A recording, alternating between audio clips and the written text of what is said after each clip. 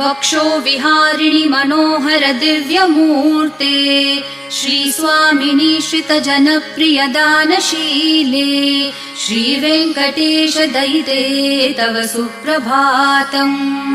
तव सुप्रभातमरविन्दलोचने भवतु प्रसन्नमुखचन्द्रमण्डले विधिशङ्करेन्द्रवनिताभिरर्चिते वृषशैलनाथ दयिते दयानिधे। अत्र्यादिसप्तऋषयः समुपास्य सन्ध्याम् आकाशसिन्धुकमलानि मनोहराणि आदाय पादयुगमर्चयितुम् प्रपन्नाः शेषाद्रिशेखर विभो तव सुप्रभातम्। पञ्चाननाब्ज भव षण्मुखवासवाद्याः